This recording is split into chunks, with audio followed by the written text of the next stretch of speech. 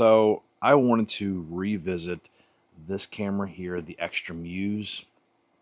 I've used it a while. This is actually a newer unit that I ended up getting. I had to return the other one. Still debating on whether I want to keep it, but that's another story for another time. And I'll go into that with a different video, my thought processes. But anyway, I wanted to bring this up because at the end of this month, there's a vote to see if XTRA is going to be added to the NDAA, along with a few other companies to try to catch the DJI shell companies. And this term is used loosely. You know, I haven't found any connections, but I haven't dug as deep as some people may have. But anyway, yeah. So those companies are going out, and you know, it first started off brief 10,000 foot level. NDAA was going after Chinese companies because China was, quote, spying on us. I say quote because I don't know if there's full allegedly going on with that or not. There's people arguing. I've kind of made the comment too. We have cell phones in our pockets, Apple, Samsung, etc., etc. They're listening to us. We have an Android Alexa device. It sits there and listens. I'm surprised it's not listening right now. Anyway, so we're so fearful for this, and it makes me want to think about the political realm on what is going on with this stuff. I know I'm kind of getting into a bad spot where I am looking at all these different cameras, and they're soon to be outlawed, or not outlawed, but they have to get approval, and it's harder. And playing both sides of the table here, thinking thought-wise, I don't know if the U.S. government is any pace, any thought to speed this stuff up or actually do it. I say that because DJI came out right before the NDAA kicked on with them, and they were ready for an audit. They were willing to do it, and it was crickets from the feds. So there's both sides of the story on how things are going. I like the equipment. I don't think there's anything horribly wrong with it, especially with everything else that we use. And also, it's like, who over in China wants to look at weddings and so on? And I know it's a lot deeper than that, so please humor me with that thought. Anyway, so brought up the Extra Muse. It's essentially a Pocket 3. I've talked about this before in a couple videos. Essentially a Pocket 3. And I'll probably end up doing some more videos on it. Just catching some stuff. I got some ND filters and so on. But anyway, the Pocket 4 came out.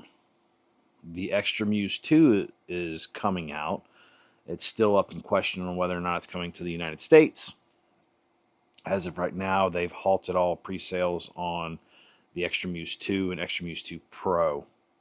But anyway, Pocket 4. From what I've been looking at, and I got my notes here, so I'm going to pull them up. What I've been looking at, with the exception of a few different things, it's almost the same. It's pretty much the same as a Pocket 3. Slower, slow-mo. I think you can go down to 4K 120, 6K 30, 4K 240, excuse me. So the extra 6K. That's like the camera I'm filming on now is 8K. That's the Action 6. Upgraded the active track. It's got the biggest one that I like about the Pocket 4 is the internal storage. A lot of people will say, or could say and argue, the lossless zoom on there. So these cameras here, they have a digital zoom on them. The Pocket 4 has a lossless zoom, which I think works out great if you use it. I found myself using it a little bit whenever I was running around with the camera. And so I think those are the big things. Dynamic range is 14 stops versus, I think, 12 stops on the Pocket 3. Don't quote me on that one. But better dynamic range. The 4K we were talking about goes from 120 to 240 for slow-mo. Longer battery life. The internal storage, again, I'm saying it, I feel like I'm just repeating myself and parroting. That's the big winner, because you have cameras like the one I'm filming on now, the Action 6, internal storage. So we have action cameras that have internal storage. I use the DJI Osmo Osmo Nano. That has internal storage. I mean, the microphone I'm using has internal storage. I don't understand why in this day and age we don't have some internal storage on our cameras, especially the little smaller ones. Get up into bigger ones, okay, argument. And bigger ones, I'm talking like, mirrorless cameras, etc. But this is great because people, drones have. So, yeah, I'll stop with that. That's my little rant for the day. Anyway, brought up also the 4P. 4P, I'm going to try and put some pictures up in the video so you guys can see what I'm talking about. If you're not familiar with this, I'm sure that you've probably seen hundreds of videos, ads. I'm getting Temu ads about getting the Pocket 4 because, like I said, in the United States, you can't get it. So people are either going through AliExpress, Temu, somewhere like that, where the people are actually opening up the product, activating it, and then sending it over here. And the wild part is, and we'll talk about this later, is the pricing on some of that stuff. Anyway, the Pocket 4P, I think that goes hand in hand if you want to compare stuff with the Insta360 Luna that's out. I'd love to get my hands on that one and see how that is. Unfortunately, I'm not spending $750 on it right now. I don't see a need for it for me personally. Especially if I'm going to keep the extra muse, that's probably more than enough for what I want to do camera-wise. Insta360, if you're listening, I'd love to take a look at it and see how it is, especially their microphone. Microphone's pretty cool. We'll talk about that another day, just specs, similar to this video. Anyway, the 4P dual camera system, so you have two cameras. So I was talking about the Luna. Their cameras are like this. Pocket 4s Pros are like this. Same thing with the Extra Muse 2 Pro. So anything, I'll go ahead and say it now. Anything that I say about the Pocket 4s, think about the Extra Muse if you're interested in that ecosystem. Extra Muse 2 is Pocket 4. Extra Muse 2 Pro is the Pocket 4 Pro, Pocket 4P. Now, again, color science might be a little different. The logs are different for sure. But overall, from what I've seen and from a few creators that I've seen on YouTube, these cameras are essentially the same for the most part. Anyway, main camera, similar to the Pocket 4, 1-inch camera, 1-inch CMOS, 20mm equivalent. You have a telephoto camera, which is a 1/1.28, 60mm equivalent with a 3x optical zoom. Its f-stop is 1.8. On the main camera, it's a 2.0. 4K up to 60. This is where it gets interesting, is you have two different types of slow motion here. You have up to 240, 4K 240 on the wide lens, your main lens, and you have 4K 200 on your telephoto lens. Dynamic range is higher than the other one, than the Pocket 4. That is up to 17 stops using the D-Log 2 profile. And I'm pretty sure D-Log 2 is on the Pocket 4. I'm not 100% sure. It's not in my notes, unfortunately. Sorry about that. But from what I've seen, is the D-Log 2 is really good in when you're color grading. If you're into color grading, I've entertained it. My thoughts are, I'm just going to throw the LUT on it if I'm going to film D-Log. That way I can kind of mess with some of the exposures if it's too high or too low. Same thing with stabilization. We have the same active track on the cameras.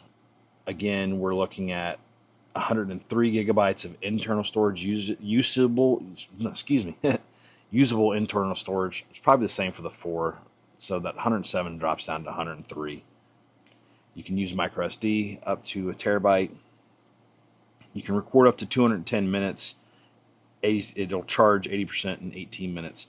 So that's the beauty of these things, these cameras, is with the fast charging out there now, phones, everything that's bringing that along, these cameras can charge. So you can carry around one of those little bricks that I've seen people have with the Pocket 3, but gives you an idea that if you ever end up getting into a pickle where you need to charge and you have one of those higher wattage charging bricks, which you're more or less likely going to have now if you have a cell phone, a more modern cell phone within the past 3 years or so, 4 years. So with that being said, you're always available to charge it quickly, which is great. Even if you feel the battery life is going a lot quicker than you thought. But just to revisit everything with the Muse, Pocket 3, 4s, and all that stuff. In the United States, if you want to go out and get one of these from AliExpress, whatever, if you cross the border, if you live in Detroit, something like that, or if you can get access into Vancouver, wherever, yeah, I mean, you can do that. Definitely, you're going to avoid some of the tariffs too on the DJI products just coming from China, and that's something you can do. I think the Extra Muse is more than capable from what I've seen personally. Now, I'm not diving into it. I'm not, you know, sitting there nitpicking everything. Would I be happy with and this is something I struggle with, would I be happy with the Pocket 3 over the Extra Muse? I saved the money. When I bought the Extra Muse, it was $320. I think it's moved back up to $400. So they're a little bit closer in price range now. So it's something to think about. You still can get a Pocket 3. They're readily available on Amazon, competing with the Extra Muse. So, yeah, figure out what you want. If you're in that DJI ecosystem, I mean, I'm into it mostly, if not all the way, with the exception of this camera, then, yeah, you may want to consider it. It may be worth it for you. I've seen small refinements going on with the XTRA company that I think is great and works out. Also, one thing I've noticed with the Extra Muse is DJI has a 1-year warranty. XTRA has a 2-year warranty. So if you're afraid of like breaking something or something happening, that may sway you over to XTRA. XTRA has action cameras. They don't have a 6, something comparable to the Action 6 yet, but they have all these different action cameras. I love my Action 6. We'll talk about it another day. I'm disappointed that I cracked the screen on it. I'm angry at myself for how I set it up, and slightly frustrated at my government that I can't get the parts in necessarily to send it to the company to get it fixed. Anyway, another story for another time. Let's stick to this. The Pocket 4s, like I was saying, if you want to go through AliExpress or whatever, they're pretty competitively priced. Now, it depends on who you go through. They're hitting market prices, which I'm surprised that we have these people hitting market price. So I'd be weary of maybe like a Temu. I don't know so much about AliExpress. I know it's kind of like a DH gate. Dating myself here, but I've seen people get them from those companies and they haven't had any issues. Same, OE brand, not a knockoff, not hidden, whatever. One thing I do like that they come out with the DJI, they put it on the 4s, is same thing this Extra Muse has, and I'll pull it out of the box and show you, is it comes with a bag, carrying bag. Now, I like the hard protector for the gimbal on the Pocket 3. I think the 4 comes with that as well, but they have a bag so you can carry everything with, which is nice. Just to cover my basis on this, you can use these DJI mics. I think it's the mic 2 and up. This one is the mic 2 with the Extra Muse after a software update. So if you're going around looking at different videos and you see some of the older ones and they'll rag on the Extra Muse, rightfully so, because it didn't have a software update that you could use wireless microphones. You had to retrofit the wireless piece on the back of the camera. So anyway, that's there. I know I put a lot of stuff out there. Final thoughts. Extra Muse is a great camera. If you're not fully sold in to the DJI universe, or if you want something a little bit cheaper so you can get ND filters and so on, look at the Extra Muse. It's great. I don't know what's going on with the state of this country when it comes to the NDAA and how everything's going to unravel. I wouldn't say unravel, but play out with this. So we'll keep our eyes on that stuff. Other than that, yeah, definitely do that. I think the Extra Muse is great. Pocket 4, unfortunately, United States, sorry guys, we're in this boat. We're not going to be getting that anytime soon unless you can, quote, smuggle it over, for lack of a better term. Insta360 Luna, which is also in this space. That's the next one I want to talk about.